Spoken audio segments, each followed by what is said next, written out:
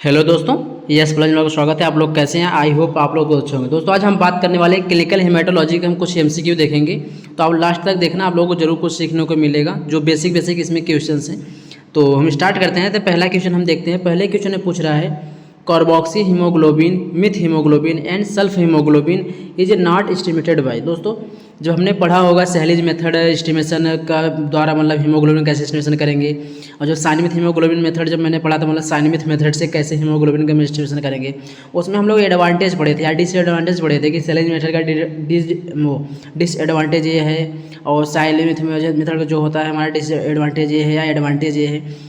तो आप लोगों ने पढ़ा होगा सैलिज मेथड में जो डिसएडवांटेज था, उसमें हम सैलिज मेथड द्वारा हीमोग्लोबिन का एस्टिमेशन जब करते हैं तो उसमें डिसएडवांटेज में ये था कि कार्बोक्सी हीमोग्लोबिन जो होता है, मिथ हीमोग्लोबिन होता है, सल्फ हीमोग्लोबिन, हम इसको एस्टिमेशन नहीं कर पाएंगे। तो इसमें वही पूछा है कि कौन सा इसमें से ऐसा मेथड है जिसके द्वारा हम carboxy haemoglobin, myth haemoglobin and sulph haemoglobin method जो हम क्या एस्टिमेट नहीं कर सकते। तो इसमें से है कौन सा? सैलिज मेथड। राइट आंसर हमारा क्या हो जाएगा? सैलिज मेथड। सैलिज मेथड से हम कार्बोक्सी हीमोग्लोबिन, मिथ हीमोग्लोबिन और सल्फ हीमोग्लोबिन का एस्टिमेशन नहीं कर सकते। नेक्स्ट क्वेश्चन देखते हैं। अगले क्वेश्चन पूछ रहा है कि name the reagent used in the cyanmeth haemoglobin method. Cyanmeth haemoglobin method में कौन सा रिएजेंट यूज करते हैं? इसमें ऑप्शन है डैफकिन सॉल्यूशन, N/10 HCl, नन और ऑल। N/10 HCl किस में हम यूज करते हैं? जब हम सैलिज मेथड से हीमोग्लोबिन की एस्टिमेशन करते हैं, और साइनमिथ हीमोग्लोबिन मेथड से हम करते हैं तो कौन सा रिएजेंट यूज करते हैं? ड्रैफकिन रिएजेंट, ड्रैफकिन सॉल्यूशन हम यूज करते हैं। राइट आंसर हमारा क्या हो जाएगा? ए ऑप्शन हमारा करेक्ट हो जाएगा। अगला क्वेश्चन है। अगले क्वेश्चन पूछ रहा है कि द नॉर्मल स्पेसिफिक ग्रेविटी या ब्लड रेंज फ्रॉम। दोस्तों जो हमारे ब्लड है, ब्लड का जो स्पेसिफिक ग्रेविटी होता है नॉर्मल कितना होता है? ऑप्शन में दिया 1.04 से 8 से लेकर 1.06 तक, 1.090 से लेकर 1.099। तो ऑप्शन हमारे दिए गए हैं। इसमें से हमारा जो करेक्ट आंसर है दोस्तों, ए ऑप्शन हमारा करेक्ट है। जो नॉर्मल हमारे स्पेसिफिक ग्रेविटी होता है ब्लड का 1.048 से लेके 1.066 होता है नॉर्मल स्पेसिफिक ग्रेविटी का रेंज ब्लड का। नेक्स्ट क्वेश्चन है highest haemoglobin is found in. जो हाईएस्ट हीमोग्लोबिन होता है किस में पाया जाता है सबसे ज़्यादा? इसमें ऑप्शन में है neonatal, adult mail, adult female, children. तो इसमें सबसे ज़्यादा किस में पाया जाता है हीमोग्लोबिन? नियोनेट्स में पाया जाता है। तो सबसे ज़्यादा किस में हो गया? नियोनेट्स में पाया जाता है हीमोग्लोबिन। अगला क्वेश्चन है। अगले क्वेश्चन में है match the following reference range of haemoglobin. इसमें मैच कराना है हमें कि हीमोग्लोबिन किसका कितना होता है। जैसे यहाँ पे दिया है मैन, तो मैन में कितना हीमोग्लोबिन होगा, इसमें आपको मैचिंग करानी है। तो जो इसमें मैच कराएंगे, पहला है मैन। मैन का जो हीमोग्लोबिन होता है कितना होता है दोस्तों? 14 से 18 ग्राम पर डेसीलीटर होता है। फीमेल की अगर हम बात करेंगे, फीमेल का कितना होता है? 11.5 से लेकर 16.5 ग्राम पर डेसीलीटर होता है। इन्फेंट का कितना होता है? 13.5 से लेकर 19.5 ग्राम पर डेसीलीटर। चिल्ड्रेन का कितना होता है? चिल्ड्रेन का होता है 11.5 से लेकर 14.5 gram per decilitre. Children up to 1 year, अगर 1 साल तक अगर का है तो कितना होगा? 1 साल के अंदर में 11 से लेके 13 ग्राम पर डेसीलीटर। और 10 से 12 साल के अंदर कितना हो जाएगा? 11.5 से लेके 14.5 ग्राम पर डेसीलीटर। अगला क्वेश्चन देखते हैं। अगले क्वेश्चन पूछ रहा है कि to what extent change of haemoglobin in a day said to be the normal. दोस्तों जो हमारा हीमोग्लोबिन होता है, कितना हमारा हीमोग्लोबिन जो डे वाइज चेंज होता रहता है दिन में, तो 1.5 ग्राम हमारा डेसीलीटर पर क्या होता है? चेंजिंग होता रहता है। अगला क्वेश्चन देखते हैं। अगले क्वेश्चन पूछ रहा है कि haemoglobin level are highest in. दोस्तों इसमें हमारे शिफ्टिंग बदल जाती है, मॉर्निंग, इवनिंग, आफ्टरनून, नाइट। इसमें से किस टाइम में हीमोग्लोबिन जो हमारा होता है वो क्या होता है? हाईएस्ट लेवल पे होता है। तो मॉर्निंग में होता है। मॉर्निंग में हमारा हीमोग्लोबिन कैसा होता है? हाई लेवल पे होता है। अगर हम डे के हिसाब से अगर बात करते हैं, जैसे मॉर्निंग, इवनिंग, आफ्टरनून, नाइट, अगर इन चारों में से हम जो मॉर्निंग में अगर हीमोग्लोबिन अगर चेक कराएंगे तो नॉर्मल हमारा क्या होगा? हीमोग्लोबिन हमारा लेवल हाईएस्ट आएगा। Haemoglobin level are lowest. Haemoglobin levels are lowest in, अगर लोएस्ट किस टाइम पाया जाता है तो इवनिंग में पाया जाता है। हमारा लोएस्ट टाइम किस में आएगा? हमारा इवनिंग में होगा। अगला क्वेश्चन है। अगले क्वेश्चन पूछ रहा है कि reduction in the concentration of haemoglobin in the peripheral blood below normal range, normal for age and sex. मतलब कोई सा एज हो या कोई सा सेक्स हो, अगर किस टाइम जो हमारा हीमोग्लोबिन होता है, अगर हमारा हीमोग्लोबिन नॉर्मल रेंज से पेरिफेरल हमारा हीमोग्लोबिन जो है, अगर हमारे जो नलियों में हमारे हीमोग्लोबिन पेरिफेरल ब्लड जो हमारा फ्लो हो रहा है उसमें हीमोग्लोबिन का कंसंट्रेशन अगर डिक्रीज हो जाता है तो उसे हम क्या बोलते हैं, चाहे एज कोई सा भी हो, कोई मान्य, और फीमेल हमारा फीमेल हो या मेल हो, तो उसको हम बोलते हैं एनीमिया। जब भी हमारा नॉर्मल रेंज से हीमोग्लोबिन कम हो जाता है तो हम उसे बोलते हैं एनीमिया। इसमें ऑप्शन में है राइट आंसर हमारा क्या है, एनीमिया हो जाएगा, मतलब reduction in the concentration of haemoglobin in the peripheral blood. पर मतलब कि पेरिफेरल ब्लड में हमारा अगर हीमोग्लोबिन का लेवल कम हो जा रहा है, रिडक्शन हो जा रहा है कंसंट्रेशन, तो हम क्या बोलेंगे, एनीमिया बोलते हैं। एनीमिया में क्या होता है, नॉर्मल रेंज से हमारा हीमोग्लोबिन जो होता है उससे कम हो जाना, लो हो जाना। हिमेचूरिया होता है जब हमारे यूरिन में ब्लड आता है, अगर हमारे पेशाब में अगर हमारे हिमेचूरिया में presence of the blood in urine में अगर हमारे प्रेजेंट है ब्लड तो हमारा हो गया। पॉलीसाइथेमिया हो गया जब हमारा क्या होता है, पॉलीसाइथेमिया जब हीमोग्लोबिन का कंसंट्रेशन हमारा क्या होगा, इंक्रीज हो जाता है। मिथ हीमोग्लोबिन क्या है, मिथ हीमोग्लोबिन एक प्रकार का डिसऑर्डर हमारा है, एक नॉर्मल्स हमारे है, ये क्या कहते हैं, मिथ हीमोग्लोबिन एक प्रकार का वो डिसऑर्डर है जो कि बॉडी प्रोड्यूस करता है। मिथ हीमोग्लोबिन क्या करता है, एक टाइप का हमारा जो मिथ हीमोग्लोबिन है ये ऑक्सीजन को कैरी नहीं करता है। मिथ हीमोग्लोबिन क्या कहते हैं, ऑक्सीजन को कैन नॉट कैरी ये नहीं करता है। Haemoglobin from amount of oxygen in absorb estimate by, दोस्तों जो हीमोग्लोबिन हमारा एब्जॉर्ब हुआ है एक किसके द्वारा एस्टिमेट किया जाता है, तो हमारा ऑप्शन कौन से मेथड में, गैसोमेट्रिक मेथड में होता है हमारा, गैसोमेट्रिक मेथड।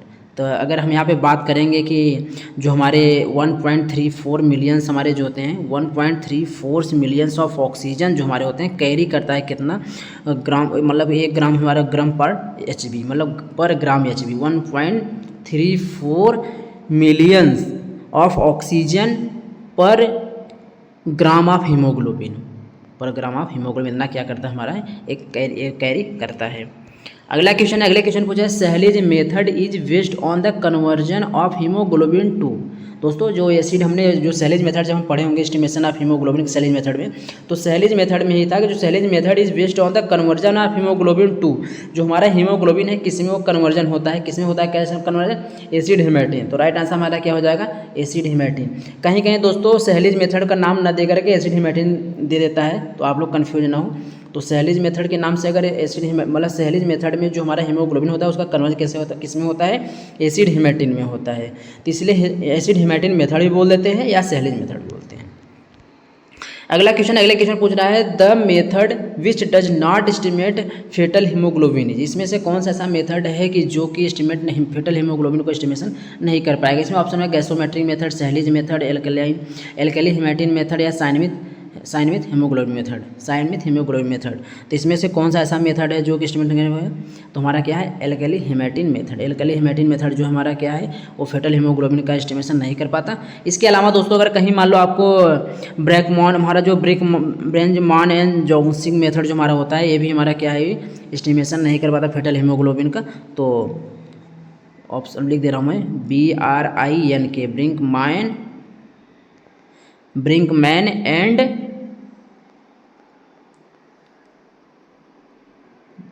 जोंगसिंग मेथड, ये हमारा मेथड होता है, ये भी हमारा क्या होता है जो डिटेक्ट नहीं कर पाता है फेटल हीमोग्लोबिन का। अगला क्वेश्चन पूछ रहा है कि in Sahli's method the haemoglobin which are not estimated. जो सहलिज मेथड इसमें से हमारा जो है सहलिज मेथड है कौन किस टाइप का मेथड है जो कि एस्टिमेट नहीं कर पाता, तो हमारा ऑप्शन क्या हो जाएगा, ऑल हो जाएगा। करेक्ट आंसर हमारा carboxy haemoglobin method, myth haemoglobin और सल्फ हीमोग्लोबिन। तो हमारा राइट आंसर हो जाएगा ऑल। इसमें से कोई सा जो सहलिज मेथड है, सहलिज मेथड द्वारा हम इसमें से कोई सा हीमोग्लोबिन का एस्टिमेशन नहीं कर सकते। तो हमारा क्या आंसर हो जाएगा, all of the above. Right answer हमारा हो जाएगा डी। नेक्स्ट क्वेश्चन है कि the cause of anaemia, anaemia को जो कॉज करता है कौन कौन से कॉज करते हैं, ब्लड लॉस। अगर ब्लड लॉस हो रहा है हीमोग्लोबिन कमी होती है तो इससे भी हमारा एनीमिया हो रहा है। इम्पेयर रेड सेल फॉर्मेशन, अगर इम्पेयर रेड सेल फॉर्मेशन हमारा हो रहा है वो भी हमारा नॉर्मल हमारे सेल रेड सेल फॉर्मेशन उससे भी हमारा एनीमिया हो रहा है। इंक्रीज डिस्ट्रक्शन अगर आरबीसी का डिस्ट्रक्शन ज़्यादा हो रहा है, टूट ज़्यादा रहा है आरबीसी, तो उसके चक्कर में non functioning of the bone marrow, अगर बोन मैरो हमारा फंक्शन अगर सही से नहीं कर रहा है उसके चक्कर उसमें भी उसका भी कॉज कर एनीमिया हमारा कॉज कर सकता है। इसलिए हमारा राइट आंसर क्या हो जाएगा, ऑल हमारा सही हो जाएगा। अगले क्वेश्चन पूछ रहा है, raised haemoglobin value for the age and sex of the patient is called. दोस्तों किसी का हीमोग्लोबिन वैल्यू अगर बढ़ जा रहा है नॉर्मल रेंज से ज़्यादा हो जा रहा है, कोई भी एज हो या कोई भी सेक्स हो, कोई भी मेल या फीमेल हो तो उस पेशेंट को हम क्या कहते हैं, तो इसमें राइट आंसर हमारा क्या है, पॉलीसाइथेमिया। पॉलीसाइथेमिया हमारा क्या होता है, हीमोग्लोबिन हमारे क्या होते हैं, आरबीसी हमारे क्या होते हैं, इंक्रीज हो जाते हैं, हीमोग्लोबिन हमारे इंक्रीज हो जाते हैं पॉलीसाइथेमिया में। अगर हाइपोसाइथेमिया की अगर हम बात करेंगे, हाइपोसाइथेमिया क्या होता है, हाइपोसाइथेमिया हमारा क्या है, एक कंडीशन है जिसमें हमारा क्या होता है, एबनॉर्मल डिफिशियंसी हमारा हो जाता है किसका, रेड ब्लड सेल्स का इन ब्लड में। और हाइपर में हमारा क्या हो जाएगा, हाइपर में हमारा जो इंक्रीज हो जाएगा वही चीज़, तब इसलिए हमारा हाइपरसाइथेमिया हो गया। अगला क्वेश्चन देखते हैं। अगला क्वेश्चन में पूछ रहा है the value of red cell expressed as a percentage of the volume of the whole blood in sample known as. दोस्तों जब हम रेड ब्लड सेल का हम एक्सप्रेस करते हैं, परसेंटेज में हमारा एक्सप्रेस करना हुआ होल ब्लड का, तो उसको हम किस में करते हैं, हेमाटोक्रिट में करते हैं। तो राइट आंसर हमारा क्या हो जाएगा, हेमाटोक्रिट। टोटल वॉल्यूम जो हमारा होता है ब्लड का सैंपल के, किस में, हेमाटोक्रिट में हम परसेंटेज में हम क्या करते हैं, इसे नोट करते हैं या डिनोट करते हैं। सैंपल इज नोन एज किस में, हेमाटोक्रिट में। अगला क्वेश्चन है, अगले क्वेश्चन पूछ रहा है कि the methods use to estimate pack cell volume are. मतलब जो हम मेथड यूज करते हैं, method use to estimate the pack cell volume, इसमें से हम कौन सा मेथड यूज करते हैं, किसके लिए, पैक से पीसीबी की एस्टिमेशन के। पीसीबी का दूसरा नाम है दोस्तों हेमाटोक्रिट। हेमाटोक्रिट को ही पीसीबी बोलते हैं। पीसीबी का फुल फॉर्म है पैक सेल वॉल्यूम। तो हम पैक सेल वॉल्यूम अगर एस्टिमेट करेंगे कौन सा मेथड यूज कर देंगे, इसमें ऑप्शन हमारा विंट्रोप ट्यूब और माइक्रो हेमाटोक्रिट कैपिलरीज। इसमें हमारा जो मेथड है, दोनों मेथड हमारे यूज कर सकते हैं, तो इसलिए हमारा दोनों राइट आंसर हो जाएगा। तो इसमें ऑल हो जाएगा दोस्तों, हमारा सी ऑप्शन होगा, पहला ए ऑप्शन हमारा बी, बोथ हो जाएगा, ए और बी सही हो जाएगा।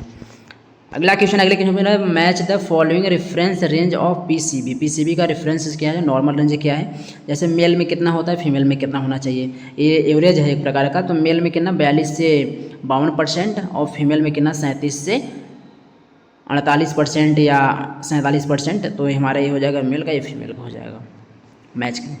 अगला क्वेश्चन है to estimate PCB Wintrobe tube has to be centrifuge for. दोस्तों अगर हम पीसीबी अगर हम एस्टिमेशन कर रहे हैं कि पीसीबी हम एस्टिमेट कर रहे हैं पीसीबी अगर विंट्रोप ट्यूब के द्वारा, तो हम कितने टाइम के लिए उसे सेंट्रीफ्यूज करेंगे। तो इसमें ऑप्शन में है 15 मिनट के लिए हम करेंगे, तो अगर 35 मतलब 3500 RPM पे 30 मिनट्स के लिए करेंगे तो 3500 RPM पे। दोस्तों यहाँ पे गलत हमारा हो गया, 3000 RPM हो गया, या 1 मिनट के लिए करेंगे इतने पे करेंगे। तो इसमें से हमारा राइट आंसर जो दोस्तों हो जाएगा बी ऑप्शन सही हो जाएगा। लेकिन 30 मिनट्स के लिए करते हैं कितने, 3000 RPM से लेके 4000 RPM पे, 3000 से RPM पे लेके 4000 RPM पे करते हैं। यहाँ पे एक कट कर दें 0, 3500, तो यहाँ 3500 हमारा राइट आंसर हमारा हो जाएगा। 3000 से लेके 4000 बीच के जो हमारा RPM है सेंट्रीफ्यूज का, 30 मिनट्स के लिए हम सेंट्रीफ्यूज करते हैं। अगला क्वेश्चन है, अगले क्वेश्चन पूछ रहा है कि यहाँ पे है usually the haematocrit value are 3 times the. इसमें हेमाटोक्रिट जो वैल्यू होता है किसकी वैल्यू होती है, हीमोग्लोबिन कंसंट्रेशन की वैल्यू होती है। तो हमारा राइट आंसर क्या हो जाएगा, हीमोग्लोबिन कंसंट्रेशन। जो हेमाटोक्रिट है, हेमाटोक्रिट में पीसीबी पैक सेल वॉल्यूम क्या हमारा है, जो हीमोग्लोबिन का कंसंट्रेशन है वही हमारा क्या है, हेमाटोक्रिट है। जो टोटल हमारे वॉल्यूम ऑफ ब्लड के जो परसेंटेज में हम प्रेजेंट करते हैं वो तुम्हारा क्या होता है, हीमोग्लोबिन होता है। तो हीमोग्लोबिन कंसंट्रेशन हमारा है जो हेमाटोक्रिट की वैल्यू है। अगला हम देखते हैं, अगले पूछ रहा है कि the layer obtained in PCB. और जो पीसीबी हम जब उसमें हम लगाते हैं मेथड से, पीसीबी मेथड से, हमारा जो विंट्रोप मेथड से या वेस्टर्न मेथड से जो हम यूज करते हैं, तो मगर पीसीबी हम जैसे लगा, पीसीबी का जो लेयर प्राप्त होते हैं, जैसे पीसीबी हमने ट्यूब में मान लो सैंपल भर दिया, उसमें जो लेयर बनते हैं वो कौन कौन से लेयर इसमें होते हैं, buffy code, plasma, RBC, A&B, all. तो इसमें से दोस्तों हमारा राइट आंसर हमारा क्या हो जाएगा, 21 का राइट आंसर हमारा क्या है, ऑल हो जाएगा। ऑल हो जाएगा। ए और बी भी है, ए और बी भी है, और सी भी होता है, RBC होता है। नीचे सबसे हमारा RBC हो जाएगा, उसके बाद बफी कोट हो जाएगा, उसके बाद प्लाज्मा हो जाते हैं। तो इसमें हमारे तीनों लेयर बनते हैं। अगले क्वेश्चन पूरा है 1 mm thickness buffy coat approximately correspond to the total leucocyte count in of about. दोस्तों अगर 1 mm का अगर थिकनेस बफी कोड का है तो कितने total volume of leucocyte count हमारे होते हैं, 10,000 हमारे होते हैं टोटल, 10,000। तो राइट आंसर हमारा हो गया 10,000। अगला क्वेश्चन है, the total white cells count in the estimate of the total number of WBC। दोस्तों जो हमारे WBC टोटल WBC होते हैं या टोटल ल्यूकोसाइट जो काउंट हमारे होते हैं, ल्यूकोसाइट काउंट को ही WBC को होता है। Leucocyte means WBC। तो जो हमारे टोटल हमारे जो वाइट ब्लड सेल्स हमारे हैं, WBC हमारे हैं, वो उसका जो डोनेट करते हैं या एस्टिमेट करते हैं, उनका नंबर जो हम एस्टिमेट करते हैं कि उनका जो यूनिट होता है, यूनिट क्या होता है, तो क्यूबिक मिलीमीटर होता है, क्यूबिक मिलीमीटर इनका यूनिट होता है। अगला क्वेश्चन है लो टोटल काउंट इस टर्म है। दोस्तों यहाँ ल्यूकोसाइट की बात हो रही है। अगर मान लो कि अगर कोई सी सेल्स हमारे हैं जो लो है, कोई सी सेल्स WBC की बात कर रहा हूँ, अगर WBC हमारा है लो तो ल्यूकोपीनिया हो गया। अगर प्लेटलेट्स हमारा कम होता है थ्रोम्बोसाइटोपिनिया हो गया। एथ्रोसाइट हमारा हो गया ल्यूकोसाइटोपिनिया हो गया, थ्रोम्बोसाइटोपिनिया हो गया। तो लो अगर हमारा काउंट अगर आ रहा है किसका, WBC में, तो हमारा क्या होगा, ल्यूकोपीनिया हो गया। WBC का लो हो जाना। ल्यूकोसाइटोस माने जब इंक्रीज हो जाएगा WBC तब, या ल्यूकोसाइट हमारा इंक्रीज हो जाएगा तब। हाइपर साइटोसिस, यहाँ पर साइटोसिस है दोस्तों। हाइपर साइटोसिस में क्या होता है, जब एबनॉर्मल और जो हमारे सेल्स एबनॉर्मल हो जाए, excessive number of blood cells हमारे बढ़ जाएंगे, तब होगा हमारा का हाइपर साइटोसिस। हाइपर माने एबनॉर्मल्स हमारे हो जाएंगे सेल्स हमारे जो हैं, और एक्सेसिव हमारे जो क्या है ज़्यादा अमाउंट में हमारे ब्लड सेल्स बढ़ जाएंगे, तब हाइपर साइटोसिस। हाइपो में क्या होगा, हाइपो में हमारा होगा decrease number of cellular elements जो हमारे होते हैं इन द ब्लड। अगर सेलुलर कंपोनेंट हमारे सेलुलर जो एलिमेंट्स है अगर डिक्रीज हो जा रहे हैं नंबर में, तो उसे हम बोलते हैं हाइपोसाइटोसिस। अगले क्वेश्चन पूछ रहा है कि high total count in term है। अगर टोटल हमारा अगर हाई है, मतलब ज़्यादा, मतलब तो क्या हम बोलेंगे, ल्यूकोसाइटोसिस। ल्यूकोसाइटोसिस में इंक्रीज हो जाना।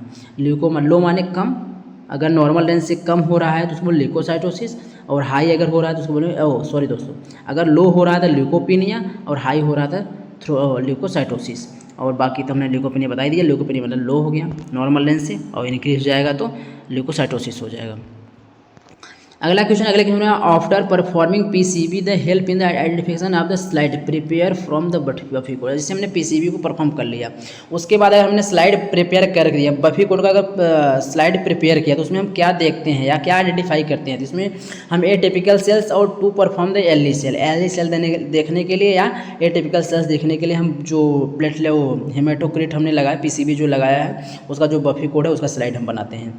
तो एटिपिकल सेल्स देखने के लिए और परफॉर्म करने के लिए एली सेल को देखने के लिए।